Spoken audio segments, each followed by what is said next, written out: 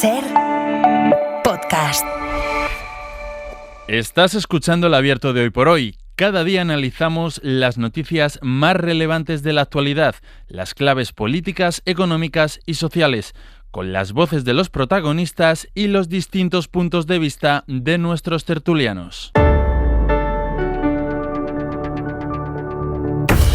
Tiempo para el análisis, tiempo para el abierto en esta mañana de lunes, muy pendientes, y ahora vamos a hacer un recorrido por las zonas que ahora mismo están en alerta roja, muy pendientes de la situación meteorológica, porque ya ha habido algunos problemas desde la tarde de ayer, tanto en Tarragona como en Castellón, como en la provincia de Valencia. Las escuelas no abren hoy en unas localidades, en unas 60 localidades, tampoco la universidad. El metro en Valencia también ha modificado su horario, es decir, que la situación es extremadamente preocupante y, sobre todo, insistir en algo que ya se mandaba ayer, esa alerta desde mediodía pidiendo precaución, muchísima precaución. Tampoco aquellos que no tengan que ir a trabajar, que puedan teletrabajar desde sus casas, hoy pueden hacerlo, porque la situación está siendo complicada y se prevé que en las próximas horas se pueda complicar todavía un poquitín más. Ahora iremos a cada uno de estos puntos que están en alerta roja para saber qué ha pasado, qué está pasando y lo que puede pasar. Pero antes saludamos a Mariola Urrea. ¿Qué tal? Muy buenos días. Hola, muy buenos días. Ignasi Guardans, buen día, buenos días. Muy buenos días. Y Antón Losada, muy buenos días. Buenos días. Pues vamos a hacer un poco ese recorrido que les decía, sobre todo muy pendientes de la zona que se vio afectada por la Dana hace aproximadamente un año, el mes que viene, el 29 de octubre se cumple un año, justo 11 meses hace ahora de la Dana, y es precisamente esa zona donde se concentra más preocupación por la lluvia que ha caído o por la que pueda caer. Vamos a ver cómo está la situación a esta hora en Valencia, de momento sin grandes incidencias de momento, pero vamos a ver qué pasa. Ana Talens, Radio Valencia, buen día. Buen día, lluvia a esta hora en Valencia y en numerosas localidades de la provincia que siguen alerta roja hasta las 12 de la noche. No ha habido incidencias destacables, como dices, salvo en Aldaya, uno de los municipios más afectados por la Dana de hace justo 11 meses. Se acumulaban 57 litros por metro cuadrado y el barranco de la Saleta se ha desbordado, inundando algunas calles. Pero a diferencia de lo ocurrido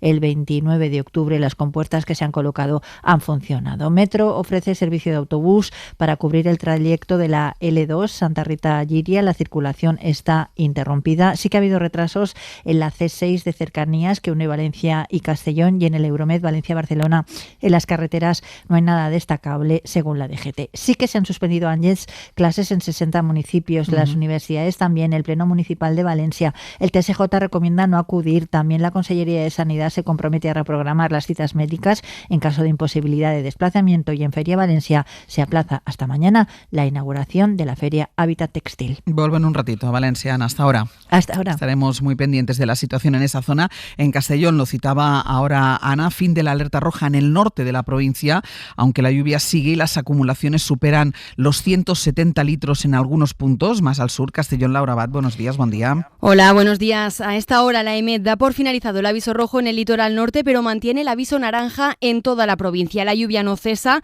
y los registros de acumulación siguen subiendo. En municipios del interior sur, como Eslida, llevan acumulados ya 173 litros por metro cuadrado, casi 160 en Suera y 140 en Aín. Las lluvias no están afectando de momento a las comunicaciones, no hay carreteras cortadas. Los trenes, según Renfe, están funcionando con normalidad a esta hora, aunque el AVE de las 6 de la mañana que unía Castellón con Madrid sí que ha salido con una hora de retraso. Hoy los colegios van a estar cerrados en cerca de una veintena de municipios de la provincia, entre ellos la capital, Castellón y también Vilarreal, y Sanitar recomienda no asistir a centros de salud y tampoco a hospitales si no es necesario. Laura, gracias. Hasta luego. Esta es la situación en Valencia y en Castellón. Ahora iremos a otros puntos de la geografía española afectados también por este temporal, pero antes quiero saludar a la delegada del Gobierno en Valencia, Pilar Bernabé. Delegada, ¿qué tal? Muy buenos días, buen día. ¿Qué tal? Buenos días, buen día, Ángel. Delegada, ¿dónde está lo más preocupante ahora mismo? Nos decían nuestros compañeros que ha llovido, que ha habido problemas en Aldaya, pero que las compuertas han resistido. ¿Lo más preocupante o qué se espera para las próximas horas? Bueno, se ha modificado la previsión de alerta roja en Castellón, que acababa a las 8 de la mañana de hoy y se ha alargado hasta las 12. Sigue lloviendo. La noche, sobre todo, se ha complicado en la provincia de Castellón con mucha lluvia y también tormenta. Ha habido algunos rescates aislados, pero tampoco nada demasiado preocupante. y durante el día de hoy sí que se prevé que llueva con mucha intensidad en la zona de Valencia. Ahora en este momento está justo en el Golfo de Valencia, pero en el mar, pero ahora con el viento, pues la previsión es que entre hacia el interior, lo que es el litoral de Valencia y el área metropolitana también.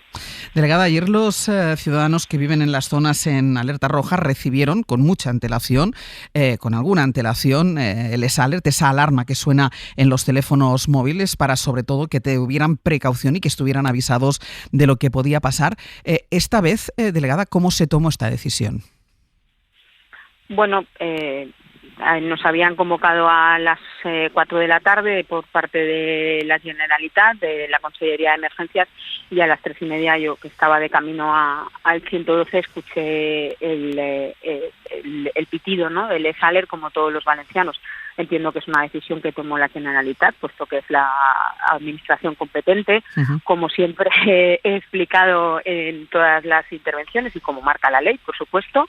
Creo que es una medida que sirvió sin duda alguna para que también todas las personas pudieran planificarse y prepararse y protegerse de cara a una venida de lluvias, y por lo tanto creo que fue una decisión que tomó la Generalitat pues ejerciendo sus competencias y su responsabilidad, que esta vez parece que sí que ha cumplido. Decisión que se toma teniendo en cuenta los datos y las previsiones que hace la EMET con ese alerta roja, con ese peligro que hay en esa zona, que son datos parecidos, es decir, la alerta era al mismo nivel que había hace 11 meses y entonces no se atendió o no se creyó lo que decía la EMET.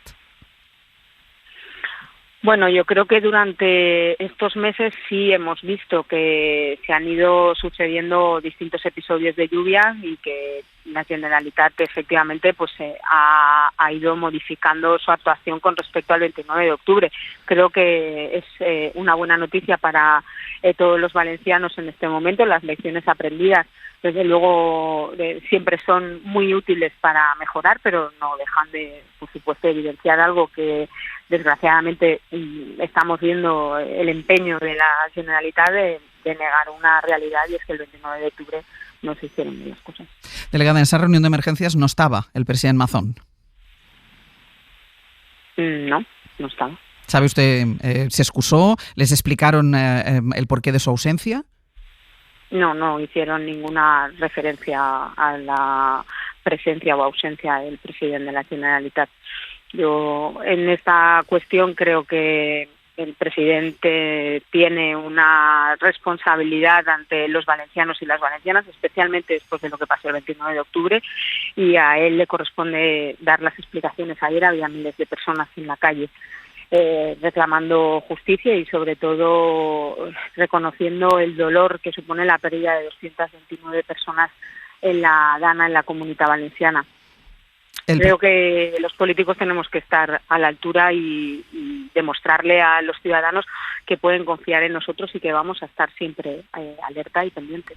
El presidente estaba en Murcia en la reunión de varones del Partido Popular, recibiendo los aplausos y repartiendo besos en el acto de clausura de ese evento. ¿Piensa usted que debería haber abandonado el evento y debería haber estado presente en emergencias?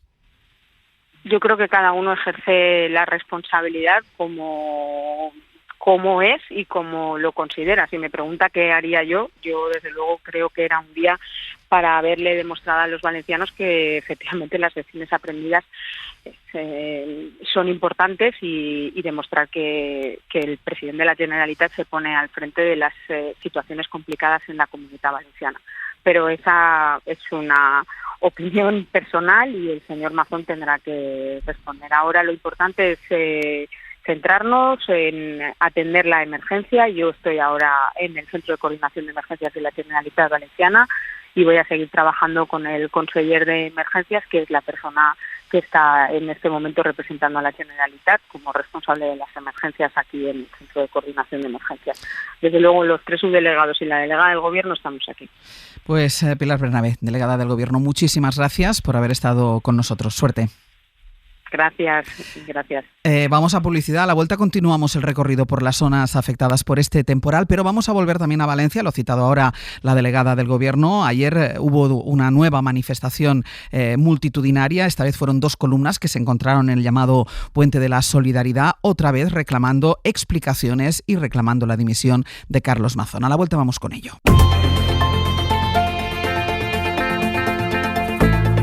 El Abierto. Ser Podcast.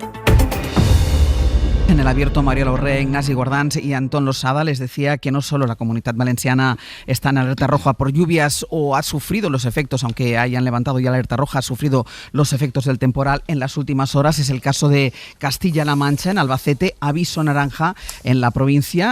Ha registrado casi una decena de incidencias por lluvias fuertes, eso y todas ellas leves. No ha habido daños personales. Beatriz Toboso, buenos días, cuéntanos. Sí, a las 5 de la tarde de ayer se ha activado el plan específico por riesgos meteorológicos adversos, el Meteocam, en la provincia debido a esos avisos naranjas emitidos por la EMET.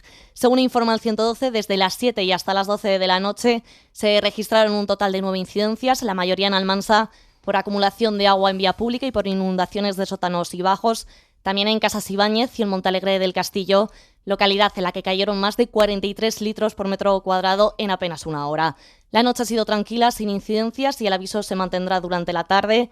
En la capital se ha activado también el Platemun y se ha procedido al cierre de parques y jardines. Alerta también en Aragón. En el día de ayer las lluvias fueron muy intensas en Zaragoza, obligaron al desalojo de cientos de vecinos de un municipio. A las 9 de la mañana está previsto que se desplieguen los efectivos del Gobierno de Aragón para efectuar labores de limpieza. Mónica Farré, cuéntanos, buenos días. Hola, buenos días. Sí, son 6 brigadas terrestres, 6 autobombas y 2 técnicos para trabajar en las zonas más afectadas de la comarca central, en localidades como María de Huerva, Cadrete o Cuarte. En esta última, su alcaldesa Elena Lacalle nos decía esta misma mañana. Esperando a poder contar con maquinaria, con que desde el Gobierno de Aragón se nos van a enviar para poder empezar pues a retirar barro, piedras, bombas, para poder achicar agua. Los bomberos de la Diputación han estado trabajando durante la noche para solventar inundaciones en garajes, en locales y plantas bajas de viviendas o en un restaurante, por ejemplo, en la Puebla de Alfindén. Afortunadamente no hay vecinos desalojados y, por ejemplo, las clases se imparten hoy con completa normalidad. En Zaragoza, donde se recogieron hasta 74 litros, el agua y el granizo obligaron a cortar durante unas horas el servicio de tranvía y la Z30, la circunvalación a la altura del Barranco de la Muerte. Ahora solo queda cortado el acceso a Cadrete desde la rotonda de la Ciudad Deportiva de Zaragoza. Seguimos aquí en alerta amarilla por lluvias y tormentas y el CECOP se va a reunir a las 12 del mediodía en la sala de crisis del 112. Mónica, gracias. A ti. Y en Tarragona ha llovido mucho, llovió mucho ya ayer por la tarde, se cortaron algunas carreteras. Nos vamos a ir hacia Lleva Hidalgo. Buenos días. Buenos días. Las escuelas del Baix Ebre y el Montsià hoy no harán clases, según ha anunciado Protección Civil en una nueva alerta en la que se pide evitar desplazamientos. En el campus de las Terras de l'Ebre de la Universidad Rovira y Virgili tampoco habrá hoy actividad lectiva por unas lluvias torrenciales que ya han dejado acumulados cerca de 250 litros por metro cuadrado en Amposta, donde se ha suspendido también la actividad municipal. Los bomberos han hecho hasta ahora casi una veintena de salidas y el teléfono de emergencias ha recibido 50 llamadas. La circulación del autobús interurbano registra distintas incidencias y en las carreteras hay cortada la Nacional 340 entre la Rápida y Alcaná, la C12 en ambos sentidos y 2 vías más locales. Pues vamos a estar muy pendientes de la situación en todos estos puntos de la geografía española que ahora mismo están en alerta, especialmente la Comunidad Valenciana que mantiene esa alerta roja. Vamos a estar muy pendientes de lo que pueda pasar en las próximas horas. Vamos a volver precisamente ahora a Valencia por algo de lo que hablábamos con la delegada del Gobierno allí, porque ayer por la tarde los valencianos volvieron a salir a la calle para pedir la dimisión del presidente de la Generalitat, Carlos Mazón. Por primera vez salieron desde 2 puntos diferentes desde la ciudad y se unieron en el llamado Puente de la Solidaridad, que es ese puente que seguro que recuerdan porque es por el que cruzaban todos los voluntarios que fueron a ayudar en las horas y en los días posteriores a la Dana. Ana Talens, cuéntanos cómo fue lo de ayer. Pues unas 5.000 personas personas en 2 columnas que salían desde la residencia en la que murieron 6 personas en Paiporta y desde Valencia también de forma simultánea para reclamar una vez más, y ya van 11, la dimisión del presidente de la Generalitat, Carlos Mazón, por su gestión de la Dana. Coincidieron, como dices, en el Pont de la Solidaridad, un símbolo del pueblo valenciano que lo cruzó en su día para ofrecer ayuda en un acto de desobediencia civil y de solidaridad ante la ausencia de las administraciones. Una manifestación que coincidía con el aviso lanzado por el gobierno valenciano alertando esta vez sí a la población. Una población que sigue sin olvidar. Emma Puchadesco, portavoz de los convocantes. Para nosotras, las personas afectadas de todos los pueblos, hoy está siendo un día y una mañana muy complicada. Se están recibiendo avisos que se tendrían que haber recibido hace un año prácticamente. Las 200 entidades que convocaban esta marcha defienden que sigue habiendo muchos motivos para exigir la dimisión de Mazón, pero también de todo su gobierno, porque a la nefasta gestión de la Dana se suma ahora la lentitud de la reconstrucción. En su opinión, está siendo un auténtico fracaso. Ana, gracias. De nada.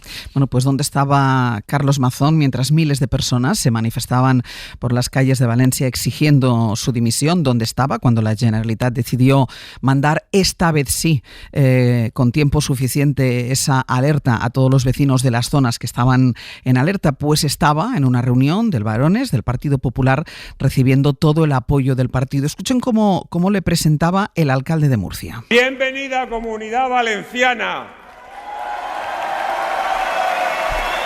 De velas blancas en la mar Latina, tierra de fuego y de pólvora, Miguel Hernández, Ausías Mars, Sorolla, Zorín, Gabriel Miró, tierra golpeada que sabrá levantarse para ofrendar nuevas glorias a España.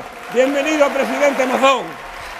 Cerrada ovación para el presidente Mazón, que respondió a esta ovación lanzando besos al auditorio. Esto en Murcia, que tampoco está tan lejos, Murcia de ahí buena carretera, Murcia de Valencia, y el presidente de la Generalitat, Mariola, prefirió continuar con la cita de su partido, con la cita popular, en lugar de volver hacia la comunidad que preside en plena alerta roja.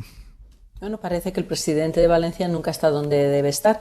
Es verdad una cosa, que hay un responsable de emergencias y legalmente establecido, no es el presidente de la Generalitat, pero los representantes políticos, yo creo que cuando las circunstancias son especialmente difíciles, y no es que ayer lo fueran de una manera tan compleja y tan extremadamente difícil, con consecuencias tan negativas como ocurrió en la Dana, pero es que hay un precedente que obviamente activa todo psicológicamente, ¿no? Todo el drama que supuso la gestión de la Dana hace apenas un par de años. Entonces, la pregunta es, ¿por qué no estaba en Valencia? ¿Por qué no en el momento que le advierten de que las condiciones climatológicas se están complicando y que hay que lanzar la alerta como se hizo, sin necesidad de que él estuviera en el centro de emergencias?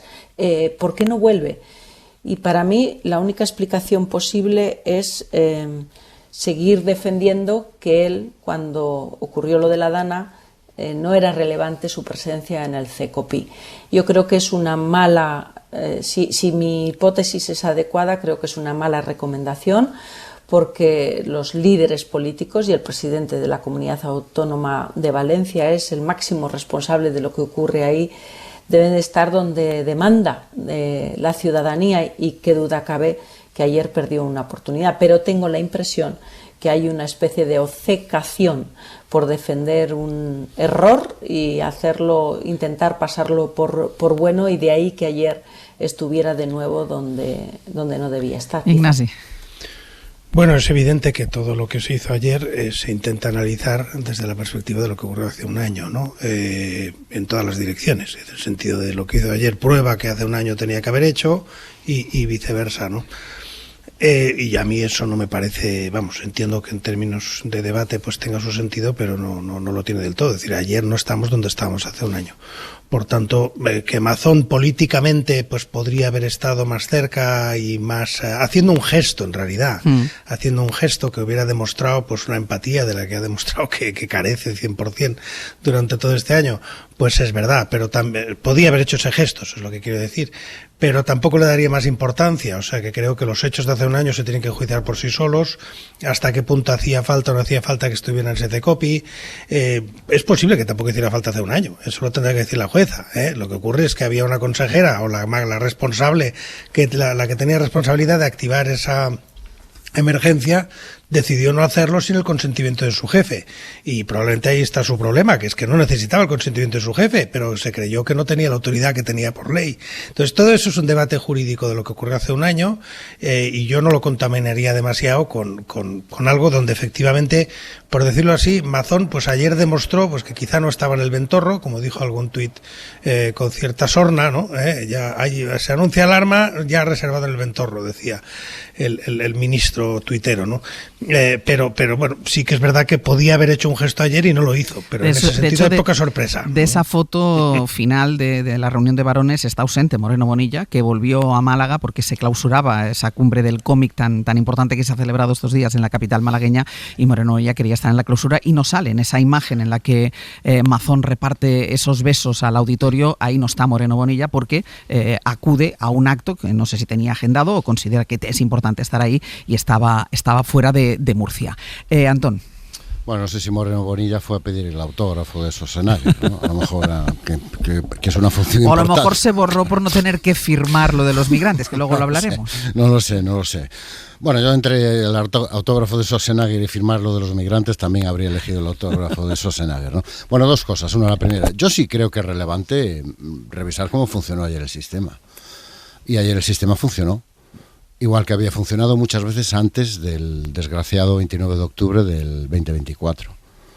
Porque que yo sepa no ha habido grandes cambios legislativos. El reparto de competencias sigue siendo el mismo, corregidme si me equivoco. La Constitución sigue siendo la misma. El Estatuto de Autonomía de Valencia sigue siendo el mismo. Las competencias del gobierno valenciano siguen siendo las mismas y las competencias del gobierno central siguen siendo las mismas. ¿Cuál es la diferencia? La diferencia es que hace un año quien tenía que tomar las decisiones no las tomó. Y quien tenía que tomar las decisiones es quien las ha tomado este año, y las ha tomado acertadamente, que es el gobierno valenciano. Emitiendo las alertas, suspendiendo las clases, diciéndole a los trabajadores que no vayan, siguiendo la recomendación de educación y que no haya colegios en las zonas previsiblemente más afectadas. Yo creo que es importante recordar esto, porque salimos todos de lo de la Dana con aquello de que esto es un desastre, aquí no funciona nada, las administraciones son un caos, nunca están cuando se las necesita. Bueno, parece que sí. Cuando hay responsables políticos que asumen la responsabilidad, funcionan. Y no tiene nada que ver ni con el Estado de las autonomías, ni el reparto competencial, ni la falta de medios. Es una cuestión de responsabilidad política y de que el sistema se activa cuando alguien da el botón de activarlo. Si nadie da el botón, el sistema no se activa. Pero no es culpa del sistema. La responsabilidad es del que tiene la función de dar al botón, que no la ejerció. Entonces yo creo que es importante trasladar ese mensaje, a ver si salimos de este bucle donde parece que cada vez que pasa algo, España no está preparada para nada. Hombre, ha dejado clara la delegada del gobierno. ¿Quién lanza la alerta? La alerta la lanza la Generalitat. De hecho, la lanza antes de la reunión de emergencia. Y cuando la alerta se lanza, esto funciona razonablemente bien, reconociendo que las circunstancias del año pasado fueron excepcionales y que efectivamente el sistema llega hasta donde llega. Pero bueno, yo creo que es importante recordar esto. Y el segundo elemento, la lectura de lo que hizo Mazón ayer, para mí me confirma la lectura que yo he sacado a lo largo de este año, que es que Carlos Mazón siempre elige lo que es mejor para él y para su partido. No lo que es mejor para los valencianos y para su comunidad autónoma. Cuando tiene que elegir dónde tiene que estar, siempre elige lo que le conviene a él, lo que es mejor para él, no para los ciudadanos a los que gobierna, lo que es mejor para él, sea un restaurante, sea un acto del partido en el que tenía que estar dada su situación interna, y lo que es mejor para su partido. En lugar de defender una estrategia de mayor cooperación con el gobierno central para aligerar la recuperación, ha pretendido hacer de la recuperación una especie de campo de batalla alternativo al de la Dana contra el gobierno central. Siempre elige lo que es mejor para él y para su partido.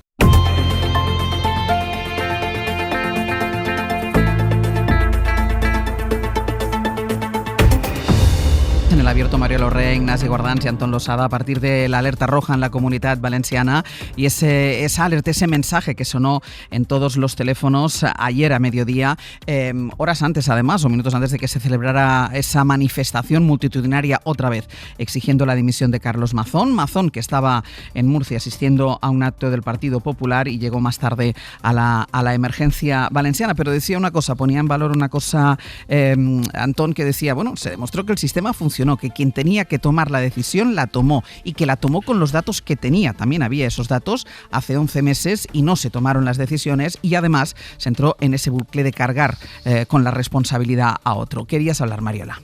Sí, quería apuntar que Carlos Mazón es un político que está atrapado por las consecuencias que provocó su mala gestión en la Dana, y eso va a condicionar ahora, ayer y en el futuro toda su actuación, siempre, porque hay que recordar, lo apuntaba Ignasi, que hay un proceso penal abierto donde hay que todavía depurar responsabilidades penales. Y probablemente esto condiciona la decisión de ayer de Carlos Mazón. Es razonable imaginar que la decisión de ayer acerca de si el presidente tiene que volver o no volver a Valencia está en la mesa de las decisiones de su equipo.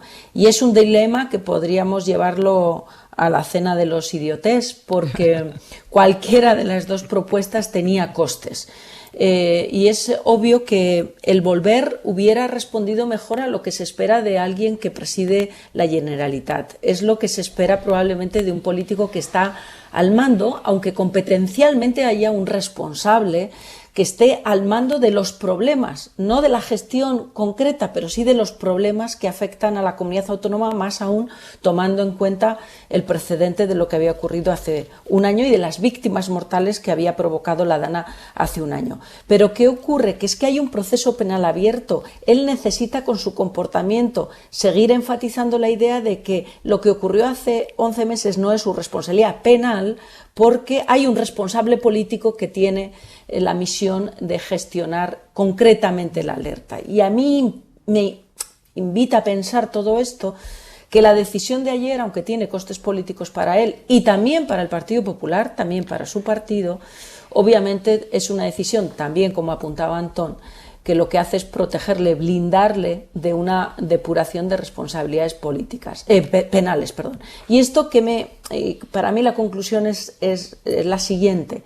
Es un drama tener a un líder político que tenga que estar constantemente pendiente de su futuro penal y de su futuro, porque arrastra pues más de 200 muertos a sus espaldas. Y esto es el verdadero problema. Es un político que todas las actuaciones presentes, pasadas y futuras van a estar condicionadas por lo que ocurrió hace 11 meses. Por tanto, la gestión de su acción política siempre va a estar pendiente de qué me beneficia a mí, qué me salva a mí penalmente y políticamente. Pero esto no hace vacilar el apoyo del Partido Popular a Carlos Mazón. Ni un milímetro. Y esto también es una cuestión que yo creo que impacta en el liderazgo de Feijóo. ¿Qué tipo de presidentes de comunidades autónomas y de varones, ¿no? Porque ayer era una cumbre de varones y varonas o varona, ¿qué tipo de liderazgo también autonómico es el que soporta y el que acepta Núñez Feijóo? Antón. Yo creo que el apoyo de Feijóo a Mazón hay que verlo en la coyuntura de qué pasaría si presentase otro candidato. ¿Cuál es la alternativa? Y no la tiene. Es que ese es el problema. Hay uno por ahí, ¿no? Hay uno por ahí que da guerra. Hay uno que se postula. Bueno. Entonces es susto o muerte. El problema, candidato seguro que hay 40. El problema es sacarlo. Entonces, ni ese que se postula, Paco Camps, ni ningún otro tendría en este momento los apoyos suficientes para ser investido presidente, porque Vox no le daría la oportunidad de poner en la presidencia de la Generalitat Valenciana un candidato que pudiera recuperar de alguna manera la imagen del partido y la imagen de la Generalitat y presentarse con garantías de volver a ser el partido más votado, por lo menos con posibilidades en las próximas elecciones autonómicas. Y eso abocaría a un proceso electoral donde las perspectivas para el Partido Popular, al menos en la Comunidad de Valencia no son buenas, ¿no? Entonces yo más que apoyo hablaría de necesidad. Se necesitan mutuamente. Mazón necesita que Feijóo le apoye y Feijóo necesita que Mazón siga en el puesto. ¿Cuánto va a durar eso? Yo sinceramente creo que hasta las próximas elecciones. Dudo mucho que Feijóo repita con Carlos Mazón al frente como candidato al Partido Popular. Y yo dudo mucho que las próximas elecciones repita a Núñez Feijóo. Bueno, eso lo he oído yo, mira, Mariola, lo oía yo en Galicia durante 14 años. No, y cuatro mayorías absolutas después, ahí seguía. Sí, cuatro Galicia, 0 Madrid. Sí. Bueno, las generales las ganó en votos. Eso las cosas como son. No, en el caso de Mazón, solo un apunte, ¿no? Que sé que los que estamos aquí lo tenemos muy claro, pero creo que es importante separar la responsabilidad penal posible de la responsabilidad política. Sí. Porque, y digo, lo de ayer en ese sentido, pues claro, está bien traído desde el punto de vista de la defensa de Mazón, ¿no? Es decir, porque el sistema funciona con o sin Mazón, porque, como insisto, la responsabilidad de gestionar eso no depende directamente o al 100% de que levante o baje el pulgar el presidente de la Generalitat, ¿no? Y por tanto creo que es importante separar eso, porque si algún día, pues desde el punto de vista penal, se considera que toda la responsabilidad por inacción y por negligencia, pues no es directamente el presidente, sino de la responsabilidad de emergencias que puede ocurrir, eso no va a liberar ni un milímetro la responsabilidad política de Mazón. O sea, cuando algunos creemos que Mazón se tendría que ir a su casa, no es porque le estemos llamando culpable en el ámbito penal, eso lo dirán otros. Y yo tengo mis dudas ahí, lo dejo bien claro, tengo mis dudas. Claro. Es decir, Mazón ha mentido sobre el Ventorro, ha mentido sobre todo lo que ocurrió ese día, fue un irresponsable, despreció a las víctimas, etcétera. Y eso ya por mí ya es suficiente, para mí y para miles de valencianos y valencianas, ya es suficiente para pedir que se vaya a su casa. Separemos eso de lo que puede ocurrir con un ámbito estrictamente penal, y en ese sentido, pues sí, lo que hizo ayer pues es inteligente desde el punto de vista de ese proceso penal. 2 minutos y vamos a esa cumbre de varones del Partido Popular celebrada en Murcia este fin de semana. El Partido Popular ha consumado este fin de semana su giro antimigratorio para evitar la sangría de votantes hacia la ultraderecha, hacia Vox. Ha sido en Murcia, allí les estábamos contando que ha reunido a todos sus varones, han firmado una declaración de 13 puntos que incluyen una especie de visado con el que favorecer a los migrantes culturalmente próximos, esto es lo que dice el Partido Popular, o aquellos que quieran trabajar donde falta mano de obra. David Junquera, buenos días. Hola, buenos días. Y es curioso porque a pesar de que es más que evidente que Feijóo se abona a las tesis de la ultraderecha, él ha defendido que está en medio. Él dice que está en medio entre las políticas de la izquierda y las políticas de la ultraderecha. Eso es lo que dice Feijóo y esto lo firman todos. Se adhieren los teóricos moderados y los del ala dura. Todos los presidentes autonómicos han estampado un garabato en la declaración de Murcia, que entre otras cosas lleva adosado ese giro de Génova en materia migratoria. Un giro que Feijóo justifica así. Que esto no se arregla haciendo como que no pasa nada, no se acaba pataleando ni hiperventilando. No se arregla con protestas, se arregla con propuestas. No se arregla llamando a incumplir la ley, se arregla cambiando la ley. Antes de desgranar las primeras medidas, el líder del PP hizo un esfuerzo titánico para tratar de colocarse en el punto medio entre Partido Socialista y Vox. Cada inmigrante, insisto, es una persona con una dignidad intrínseca. Ni es una víctima que no es dueña de sus actos, como afirma el Partido Socialista, ni es un delincuente por defecto, como dice Vox. La solución no es ni regularizarlos a todos, ni echarlos a todos al mar. ¿Y cómo lo arreglaría Feijóo? Pues dice que tenemos derecho a decidir quién entra y cómo lo hace. Para lograrlo, se saca de la manga una especie de carné por puntos. Defendemos un nuevo visado por puntos que prime la entrada de quien quiere trabajar en los sectores donde hay falta de mano de obra, de quien conoce mejor nuestra cultura y, añado, también computará el compromiso de los países de origen con nuestra política migratoria. Y no tendrán visado las personas que vengan de los países que no se comprometan a mantener el orden. A partir de ahí muchas propuestas que suenan a cosas que ya le hemos escuchado a Abascal, como echar a los inmigrantes que delinquen, controlar fronteras y dificultar el cobro de ayudas o el arraigo. Cualquiera puede entrar ilegalmente, empadronarse, pedir el arraigo sin requisitos de permanencia ni contrato y luego pedir ayudas como la del ingreso mínimo vital. Sí. muchos miles. Llegar a España sin un contrato de trabajo no puede generar más derechos que llegar a España con un contrato de trabajo. Y por eso las prestaciones económicas como el ingreso mínimo vital deben de ligarse a la búsqueda activa del empleo. Hay que recordar que esto es un aperitivo, no es el plan migratorio entero que van a presentar en las próximas semanas, así que solo hemos visto el principio, Ángeles. Junquera, esta es la primera vez que hay una reunión, que hay un cónclave de varones del Partido Popular reunidos después de todo el lío que ha tenido el partido para definir su postura sobre Gaza, después de que varios presidentes se hayan salido del guión, como Moreno Bonilla o como Azcón, que la semana pasada pronunciaron la palabra genocidio, o Díaz Ayuso, que sigue defendiendo a Israel. Lo que está intentando Feijóo, lo intentó en esta cumbre, es echar cemento, ¿no?, a la relación entre los varones. Sí, porque han sido días duros en la oficina, en la planta séptima de Génova. El asunto Gaza ha tambaleado la teórica unidad monolítica de la que le gusta presumir al PP. Ellos pretendían dividirnos todos los días, ¿eh? Todos los días el objetivo es dividirnos y nos tiene aquí unidos. Así que Feijóo ha aprovechado el retiro murciano para echar un poquito de lechada en las grietas. En ese partido hay matices, hay acentos, pero hay un rumbo común para la España en la que todos nos reconocemos. Yo no soy ningún déspota. Yo no me dedico a hacer purgas en el partido. Y estos señores no son el loro par del Partido Popular. Como un loro, pero de repetición, Feijóo no se ha cansado de atacar al gobierno y a Vox y de colocarse como la única alternativa para dar sentido a España. No pueden hacerlo ni los que están mano a mano con los que no creen en España, ni los que no creen en el Estado de las autonomías.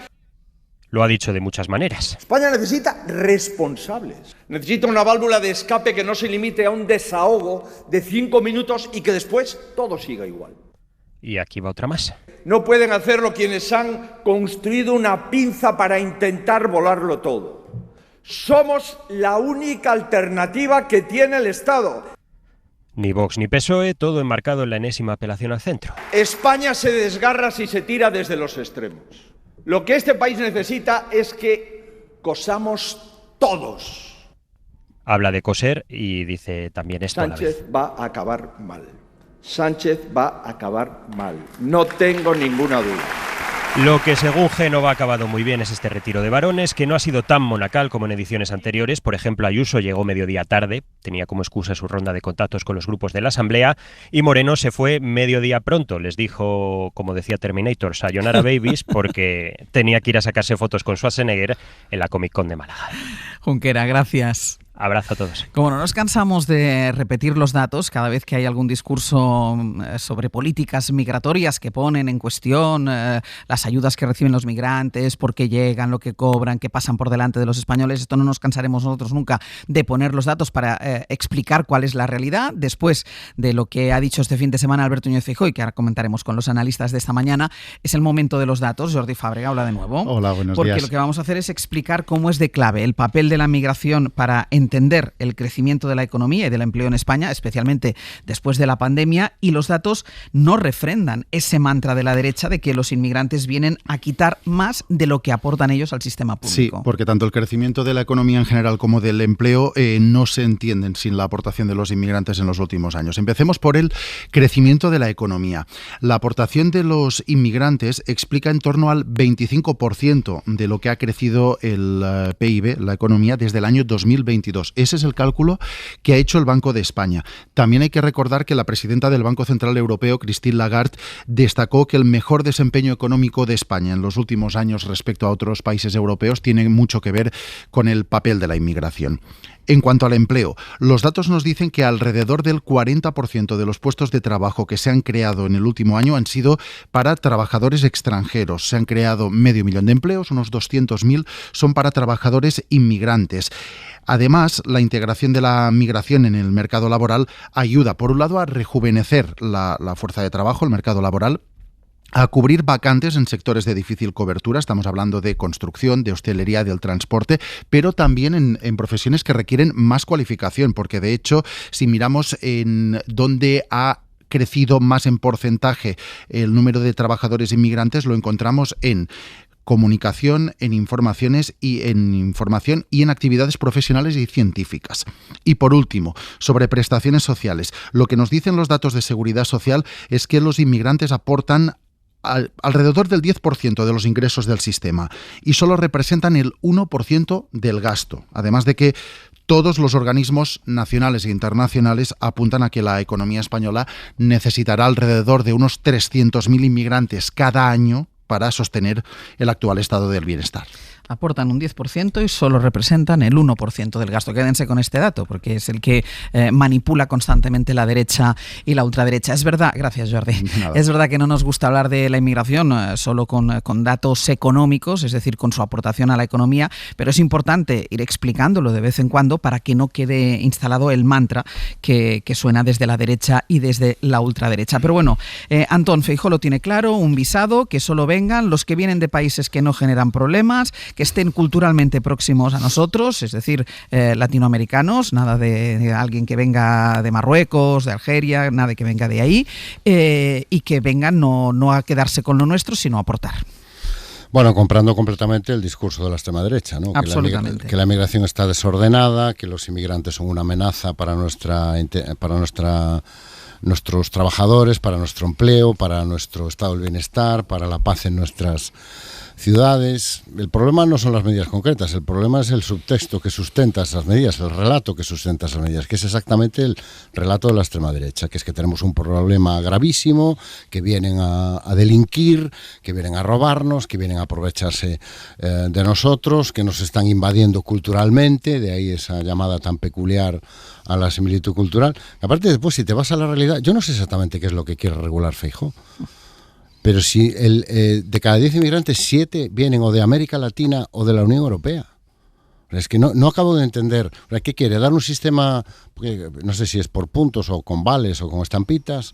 Un visado por puntos, ha dicho. Un visado por puntos para refrendar lo que ya sucede en la realidad. Que es que si tú te vas a los datos de procedencia de la inmigración en España, descubres que la inmensa mayoría vienen o de América Latina o de la Unión Europea. Entonces, exactamente, ¿qué va a lograr con ese sistema de visado? Después, el tema de que vengan con un contrato de trabajo. Bueno, FEDEA acaba de publicar un excelente informe sobre la política migratoria en España. Y FEDEA supongo que no será sospechosa de sanchismo, ni de bonismo, ni de nada de esto, diciendo que es un sistema que no funciona. ¿Por qué? Porque la gente emplea a los que conoce. Entonces es difícil convencer a un empresario para que contrate a alguien a quien no conoce y que viene además de otro país, y que al final el sistema que acaba funcionando es, primero llegan, se integran y se les van generando puestos de trabajo. A mí me resulta muy sorprendente la fijación que tiene el Partido Popular por comprar el discurso de Vox en el tema migratorio. Yo creo que viene de un análisis falso, que es que están perdiendo votos por eso. O sea, la migración, la mires como la mires, salvo casos muy aislados en España, en este momento no es un problema. Solo hay que ver cómo van evolucionando los datos y la percepción colectiva. ¿Qué le está pasando al PP? Bueno, que las expectativas electorales o demoscópicas no son las que ellos esperaban. Entonces, el partido que ahora mismo tiene el 30 y pico % de los votos, deja que sea el partido que tiene el 15 o el 16% de los votos el que le dicte su estrategia política. Entonces, vemos a un Feijóo mucho más preocupado por el millón o millón y algo de votos que se le pueden estar yendo a Vox, si es que se le están yendo, que por los 7, 8 o 9 millones de votantes que ahora mismo tiene el PP. Ignasi. Pues yo creo que de entrada Feijóo, para poderse poner en ese supuesto medio, lo que tiene que hacer es una caricatura de lo que tiene a cada lado, ¿no? Especialmente de lo que tiene por el lado de la mayoría de gobierno y en realidad de lo que tiene del lado del derecho vigente, ¿no? Cuando Feijóo dice a gritos, tenemos que poder decidir quién entra en España, como si estuviera diciendo, tenemos que protegernos del agua cuando llueve, pues es absurdo. Es decir, pues sí, claro, por supuesto que España decide soberanamente a través de sus leyes y del gobierno y de una serie de medidas quién entra en España. Eso es así y no hace falta gritar ni ponerse ahí como si estuviera descubriendo nada. Es absolutamente así, ¿eh? Cuando dice que en España puede entrar cualquiera y que el gobierno sostiene que son todo víctimas irresponsables, no, yo no conozco a nadie que haya dicho, nadie con autoridad, vamos, que haya dicho dicho que los inmigrantes son personas, son víctimas irresponsables y etcétera, ¿no? O por ejemplo decir que no podrán cobrar no sé qué si no son residentes. Claro, es que si no tienes permiso de residencia no cobras beneficios. Es que esto ya sociales. es así, Y es así, hay que repetirlo una y otra vez. Claro. Probablemente nuestros oyentes ya lo saben, pero es posible que otros no. Si uno no tiene permiso de residencia, no tiene los beneficios sociales que tienen los residentes. Por tanto, ese tipo de demagogia es absurda. A partir de ahí, que se pongan propuestas sobre la mesa, sí, y yo no iría con brocha gorda. Yo creo que hay que mirarlas una por una, descalificarlas donde tengan que ser descalificadas y analizarlas, o por lo menos respetarlas donde eso pueda tener sentido. Por ejemplo, un visado por puntos aplicado al mercado laboral es legítimo. Uno puede estar de acuerdo o no de acuerdo, pero es lo que tiene Australia, es lo que tiene Canadá. Canadá está discutiendo en este momento si modifica ese número de puntos.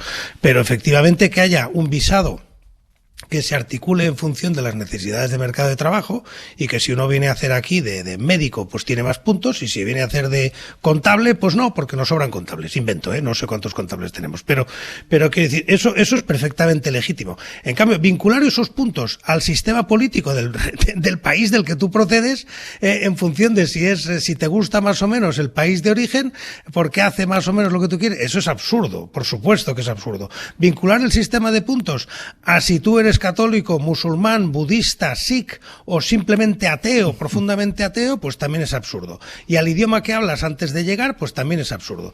Y es absurdo y además probablemente ilegal, porque eso es un racismo encubierto, llamamos las cosas por su nombre, ¿no? Y por tanto, todo lo que tenga que ver con un visado por puntos como tal, yo no lo descalificaría, lo que podemos es descalificar cuáles son los puntos. Y a su vez también, decía Antón, el tema está en la narrativa, sí, eso sí vale en los dos lados, en mi opinión, A mí la idea de transmitir que la inmigración no hay que tocarla porque está todo perfectamente bien, perdona, es una narrativa a la que yo no me apunto. O sea, yo no me voy a apuntar a decir la inmigración es un problema, por supuesto que no, pero tampoco me voy a apuntar a quien pretenda que en este momento hablar de inmigración en España es absurdo porque no hay nada que tocar. Creo que eso es falso, creo que eso no se corresponde con la realidad, ni se corresponde con lo que percibe la sociedad, y hay que cambiar esa narrativa. Sí podemos hablar de inmigración, probablemente mucho más de integración que de quien llega, pero se puede y se debe hablar de inmigración y no es un tabú, y decir que no pasa nada creo que no se corresponde con la realidad. Mariola. Bueno, todas esas cosas, Ignasi, que te parecen absolutamente absurdas, son las que defiende el potencial socio político de gobernabilidad del Partido Popular. Y yo creo que esto es importante también reconocerlo. ¿Por qué? Porque el documento que se firmó ayer en Murcia, el primer apartado, lo que pide es la convocatoria de elecciones generales. Si hoy hubiera elecciones generales, nadie tiene mayoría absoluta, ni siquiera Núñez Feijóo, por mucho que las consiga en Galicia, para gobernar. Y podría haber una suma del Partido Popular y Vox. Bien, uno de los elementos de condición de ese potencial gobierno, desde luego estaría todo el eje de inmigración. Y muchas de esas opciones que tú describías, Ignacio, como absurdas y que yo absolutamente comparto, serían las que Núñez Feijóo tendría probablemente que asumir para conformar ese gobierno. Por lo tanto, la declaración de Murcia dice muchas más cosas que hablar de inmigración. Nos detalla el estrecho margen de maniobra que tiene Núñez Feijóo en una potencial acción de gobierno, porque su socio de legislatura precisamente persigue esas cuestiones que están en el extremo, que son absurdas, que son ilegales y que son xenófobas, y que por tanto todo lo que Núñez Feijóo plantea como una acción en el centro de moderación, pues simplemente es un escenario político irreal, porque en una potencial situación de legislatura, obviamente él ninguna de las encuestas le da como mayoría absoluta. La declaración de Murcia es muy interesante leerla en toda su extensión. Ahora nos estamos centrando en inmigración porque es seguramente el elemento más curioso, pero es que esa declaración incorpora acuerdos sobre igualdad, incorpora acuerdos sobre transporte, infraestructuras y energía, incorpora acuerdos sobre defensa del sector primario, que hay que leerlo con calma para no echarse las manos a la cabeza también. Desde luego, la configuración de la inmigración como ordenada y legal es la concepción que de la inmigración ofrece el Pacto de Migraciones de Naciones Unidas. Hay una diferencia. El Partido Popular ayer hablaba de una migración ordenada, legal y mutuamente beneficiosa. Bueno, pues es que habéis expuesto los datos. Es que la migración contribuye a nuestra riqueza económica sin duda alguna, pero también a nuestra pluralidad social. Yo creo que también hay que ser valientes para defender esto. Valientes para decir que no hay una España única, que hay una España plural. Antón, que te voy a dar. No, decía Ignasi, yo no conozco a nadie que diga que no hay problemas en la inmigración. Conozco a mucha gente que dice que no tenemos una crisis migratoria, que es la verdad, eso sí. Ahora, yo no conozco a casi nadie, menos en este gobierno, que no diga que es una política pública que hay que gestionar, que tiene problemas y que hay problemas. Te contestaba a ti mismo, que daba la sensación de que, oye, con inmigración no hay problema. Pero yo no he dicho eso, yo no he dicho absolutamente eso. Yo lo únicamente que he dicho es que no hay los problemas que identifica el Partido Popular y que identifican Vox. Es que aquí el debate no es entre alarmismo y buenismo. El debate es entre verdad y mentira. Claro.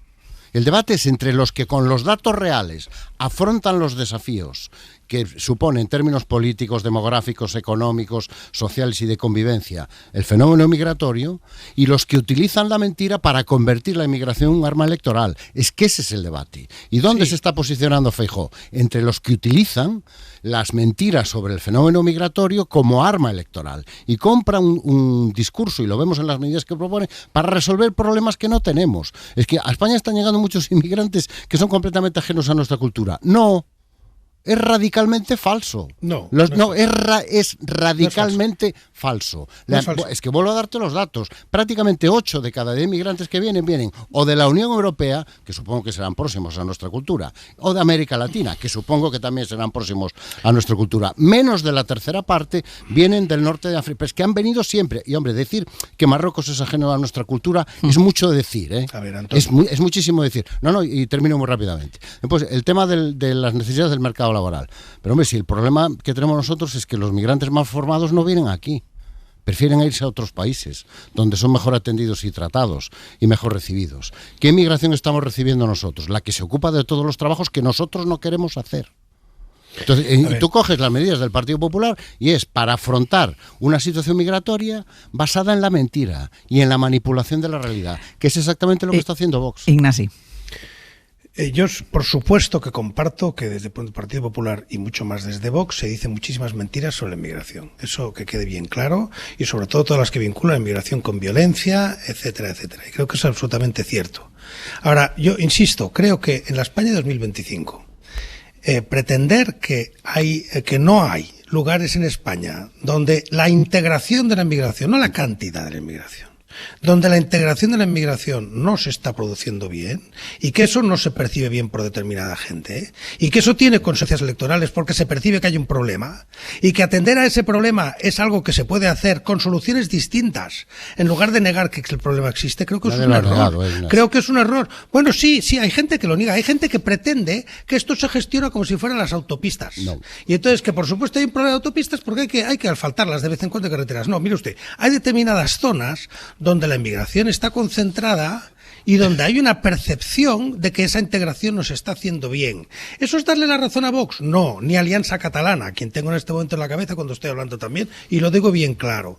Pero una cosa es que las soluciones a eso sean falsas, sean demagógicas, sean exageradas, etcétera, y la otra es negar el diagnóstico. El diagnóstico es que es verdad que hay determinadas zonas de España que, igual como en vivienda llevamos de zonas tensionadas, hay zonas con inmigración tensionada. Y eso se puede decir. Pero que a partir de ahí eso significa general. Echarles a todos. No, eso no es general. Bueno, eso pero no es que vos nos dices que es general. Exacto, pues yo no estoy defendiendo a Vox, Antón. Yo te estoy hablando. Claro, Antón, yo no estoy contestando. Déjame un momento, por favor. Yo no estoy contestando, ni apoyando a Vox, ni faltaría más, ni defendiendo a Vox. Sí estoy contestando a determinadas personas que a veces, líderes de opinión desde determinados ámbitos de la izquierda, en cuando alguien habla de inmigración, dicen, te estás acercando a Vox. Y no es verdad. No hace falta ser de Vox para decir que se puede hablar de mejorar, pero con la verdad. Eso, mira, es que iba a poner el acento en eso que dice ahora Antón, que decía, es que además al final aquí es la verdad contra la mentira. Puede haber una percepción por parte en determinados núcleos urbanos, en determinadas localidades, puede haber una percepción sobre la inmigración determinada. El problema es cuando desde la política, y la ultraderecha no nos sorprende, pero cuando la derecha, esta percepción la apoya en datos que no son ciertos. Es verdad. Claro, o sea, la percepción. Claro, y entonces pero la percepción. Eso como un mosquito molesto tampoco, Ángels, porque no, o sea, una cosa es que el diagnóstico lo podamos discutir y otra cosa es negar que haya una realidad de percepción social en ese ámbito. Y a veces se percibe como, cualquiera que discuta que la inmigración es mejorable o la integración ya está cerca de Vox y de la extrema derecha ha comprado el relato. En esta mesa no. Y afrontamos esos problemas con total normalidad. Pero también digamos la verdad, muchos de esos llamados problemas de integración tienen que ver con que muchos de esos migrantes y sobre todo sus hijos que ya han nacido aquí quieren comportarse como ciudadanos. Y ser protegidos y recibir los derechos de los ciudadanos. No. Buena parte de los problemas que no quieren actuar como ciudadanos. No, la mayor parte de los casos. La mayor parte de los casos que hemos conocido, muchos casos los problemas de integración tienen que ver muchas veces con que muchos de esos migrantes ya llevan años aquí y quieren ser tratados como ciudadanos y los hijos de esos migrantes es que ya han nacido aquí, son españoles y exigen ser tratados como tales. Mariola. Mira, hay un problema también con la migración del que no hablamos, es que somos los nacionales los que hablamos y decidimos y tomamos decisiones por ellos porque ellos no tienen prácticamente reconocidos derechos políticos, más que muy, muy, muy limitados. Desde luego en el campo de la votación en las elecciones generales en régimen de reciprocidad y obviamente esto los expulsa de un debate que para ellos es nuclear y que los partidos políticos en España utilizarían otro lenguaje y plantearían otras propuestas si esos 7 millones de inmigrantes que tenemos en España votaran. Es verdad una cosa, y yo comparto en parte la línea de argumental de Ignasi. Es verdad que la izquierda a veces no ha sabido, yo no digo que no quiera, pero no ha sabido incorporar al debate público los elementos en los que esas zonas tensionadas de algunas ciudades, y las podemos prácticamente citar, o esos núcleos urbanos a los que tú apelabas, Ángels, donde la migración sí que puede estar siendo vista por clases medias desfavorecidas y, por tanto, nacionales desfavorecidos como no quiero utilizar la palabra amenaza, pero sí como una competencia en materia de prestaciones sociales, una competencia en materia sanitaria, una competencia también en nichos de empleo que probablemente concurran al mismo mapa, ¿no?, laboral. Y creo que eso sí que tenemos que ser capaces de abordar, y lo tenemos que ser capaces de abordar desde una mirada progresista. Hay núcleos urbanos donde el nivel de concentración de la inmigración no es del 14%, que es lo que representa la migración en nuestro país, sino del 80%. Y por lo tanto eso altera la configuración de la vida en ese barrio y la percepción de la migración y de lo que implica la migración en términos positivos o en términos negativos de ese barrio. Y probablemente además sean barrios que estarían llamados a votar más progresista, pero que en un momento determinado votan opciones como Vox, y luego a veces nos llama la atención por qué en determinados núcleos urbanos se vota opciones de Vox cuando en principio nada de su programa les afecta o les mejora la vida. Bueno, pues aquí hay algunas explicaciones. ¿Qué ocurre? Y con esto acabo. Que es muy difícil plantear este debate con serenidad cuando tienes propuestas de trazo grueso, como decir que la única opción viable es la migración que tenga unos nexos culturales comunes. Pues es que esto es muy complicado. ¿Ya? Vale. Sí. No decía ya por ti, decía ya por los otros dos. Decía ya por los otros dos. Yo quería facilitar el trabajo de la directora y estaba mirando el reloj, supongo. Vale, no, pues ya. Entonces ya. Así me gusta, que miréis el reloj de vez en cuando. Yo por mí, tengo pero argumentos de sobra. Hay dos cuestiones del ámbito internacional que quiero como mínimo contar. A ver si nos da tiempo de analizar brevemente alguno de ellos. Primero son las elecciones que se han celebrado este fin de semana en Moldavia. que uno dirá, Moldavia, pues sí, eran unas elecciones importantes, sobre todo para definir el futuro de esta pequeña república fronteriza con Ucrania y aspirante como Kiev a formar parte del grupo de la Unión Europea. Los moldavos parecen haber refrendando la senda europeísta en este territorio clave para poder mantener el muro de contención frente a las injerencias del Kremlin. Jefe de Internacional de la SER, Pablo Morán, buenos días. Hola Ángels, buenos días. Porque a pesar de que los resultados son provisionales, de momento Bruselas respira con alivio después de constatar el respaldo mayoritario de los moldavos al proyecto europeísta frente a las presiones de Moscú, que ha tratado de influir en el resultado con campañas de desinformación y ciberataques incluso contra el sistema de recuento. Exacto, pero como decías, el dictamen de los moldavos ha sido claro a favor de Europa. Así lo están leyendo, por ejemplo, Ursula von der Leyen, Antonio Costa o el presidente francés Emmanuel Macron. A lo largo del día se van a publicar los resultados definitivos, sumando el voto de la diáspora que falta por contar, pero el partido gobernante y proeuropeo del PAS, Acción y Solidaridad, se lleva la mitad de los votos y con ellos alcanzaría de sobra la mayoría en el Parlamento para seguir con esa agenda de aproximación e ingreso a la Unión Europea. El líder del partido agradecía el esfuerzo de los votantes frente a esos intentos de injerencia rusa sin precedentes, decía, y que incluyeron avisos de bomba incluso en algunos de los 300 centros de votación en el extranjero. Los votantes proeuropeos doblan a los que han confiado en los prorrusos del bloque patriótico, que aún así no se da por vencido.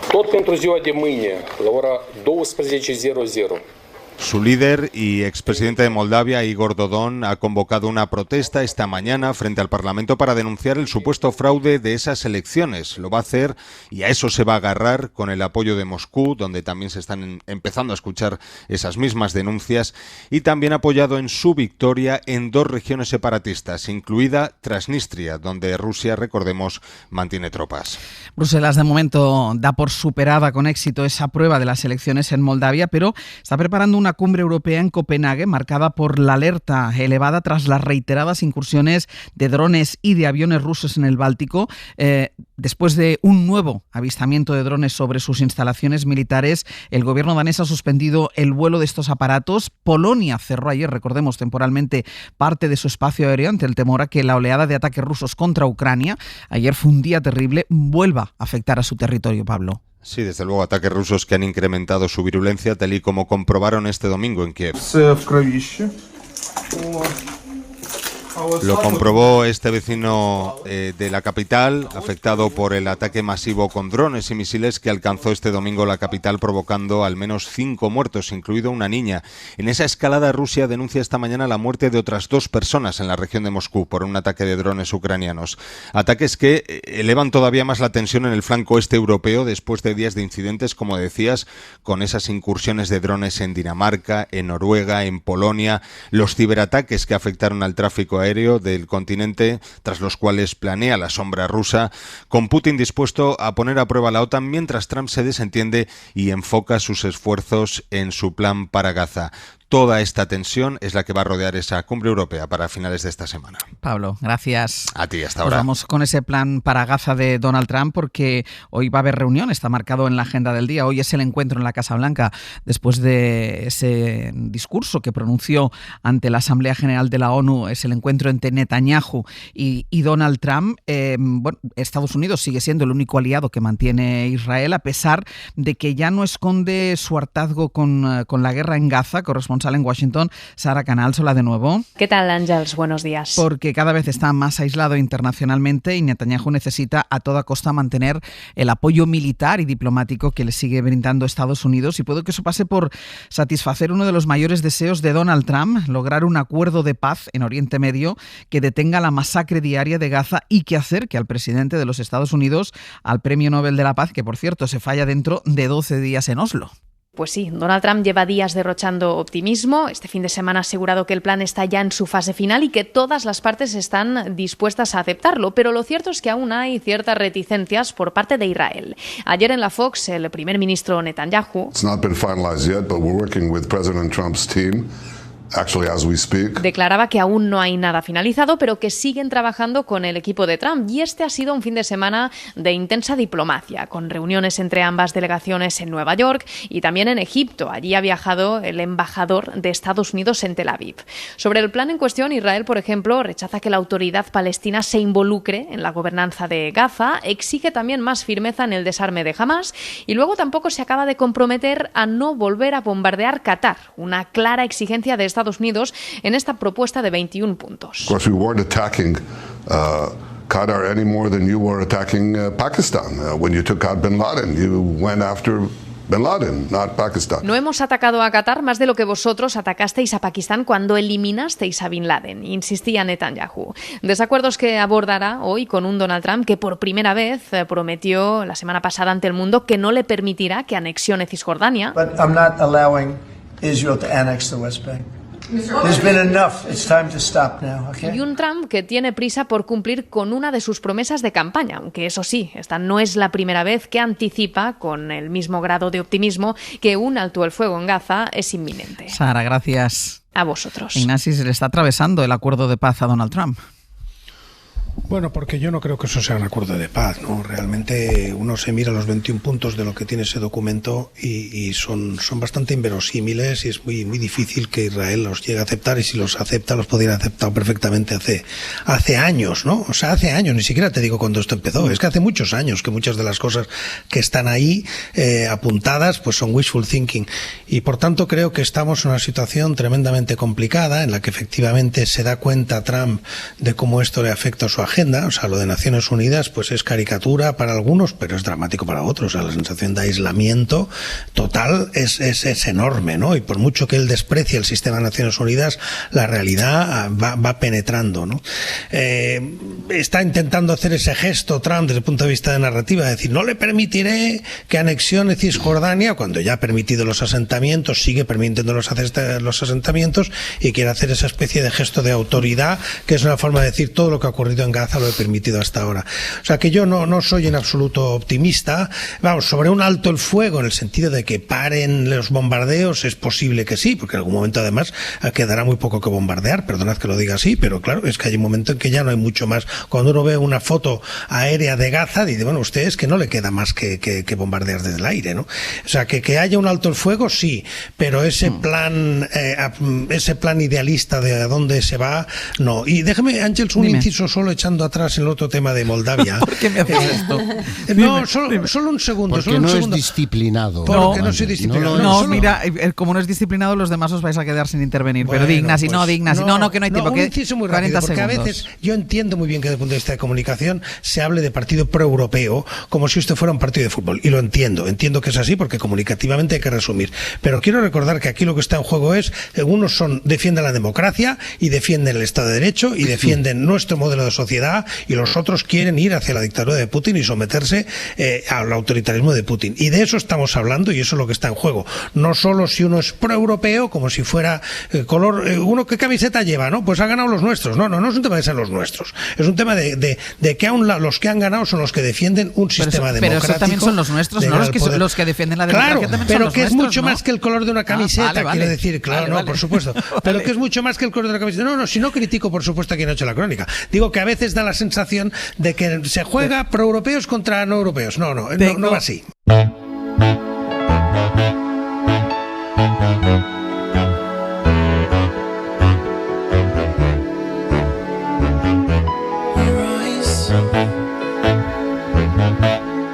When the night has come and the land is dark y la luna es la luz que brilla ante mí. Vamos terminando ya el abierto. Sergio Castro, Pepe Rubio, buenos días. Muy buenas. Vuestro turno para contar lo que hacemos en el segundo tramo del programa, en el tramo magazine. En unos minutos vamos a dar ya el 900-100-800 para que ustedes puedan llamar primero para resolver algunas de las dudas que va a plantear esta mañana Vox Pop. Vale. Plantea, por ejemplo, la posibilidad de dejar de utilizar zapatos para ir siempre en pantuflas a todos los sitios. O sea, con las zapatillas de andar por casa. ¿Por qué no? ¿Por qué no? ¿Por qué no? Hoy está Mariola, hoy. Esto es una provocación. Es que está Mariola. O sea, lo vivo así. Venga, se retira la pregunta. O sea. Retirada la pregunta. Bueno, si pantuflas, ya lo que me faltaba. Eso y las chanclas ya. Si quieres llamar Mariola 900-100-800, tú misma, ¿eh? Vale. Hombre. También en ese 900-100-800 pueden llamar para preguntarle cosas a Bob, las relaciones bilateral. Así que él pregunta y ustedes responden y al revés. 900-100-800, ya a su disposición. Eso es, a partir de las 10:30 con la dupla, con Galder Reguera y Rafa Cabrera. ¿Qué pasó en la Liga este fin de semana? Vamos a hablar de la goleada. Que un equipo de Madrid que marcó 5 goles. Vale, ya lo habéis dicho vosotros. ¿Y el Barça qué tal? Bien. El Barça ganó, por tanto te felicito. Bien. Seguramente desconoces que el Deportivo no lo hizo, porque como dices que es tu equipo, pero no lo es. En el último esa es tu minuto. coartada para decir que eres del Deportivo. Bueno, venga, va. Venga. Del lado del bien, y sí. más cosas. Vamos a hablar sobre todo del fútbol como lo recordamos, de cuando las porterías eran una cordillera de jerseys, cuando el que tenía el balón y se marchaba a casa daba por finalizado el partido, cuando jugaban 15 contra 20, cuando jugaba el portero que era el peor de todos. Bueno, aquel fútbol tal y como lo recordamos, con Galder Reguera y también con Rafa Cabaleira. Muy bien. Bueno, y el artesano Pablo Ortiz de Zárate a partir de las 11 nos habla del cuadro El vuelo de las brujas de Goya, una visión perfecta para todas aquellas personas que están a punto de rendirse por culpa de la estupidez creciente en el mundo. Hay muchos que se están rindiendo. ¿Y qué más? Mitos 2.0 a partir de las 11 y pico. Hace unos días Manuel Delgado dijo una frase mítica que es: todas las películas son de guerra, todas son de guerra. Incluso las de amor. Incluso las de amor. Sobre todo las de amor. Bueno, pues a partir de esta frase vamos a plantear el mito de si en la vida todo es conflicto, y nos va a acompañar el filósofo Eduardo Infante. Pues todo esto desde ahora y hasta las 12:20, cuando terminaremos esta edición de Hoy por Hoy. Mario Laurrea, Ignasi Guardans, Antón Losada. Hasta la semana que viene. Un abrazo. Adiós. Para no perderte ningún episodio, síguenos en la aplicación o la web de la SER, Podium Podcast o tu plataforma de audio favorita.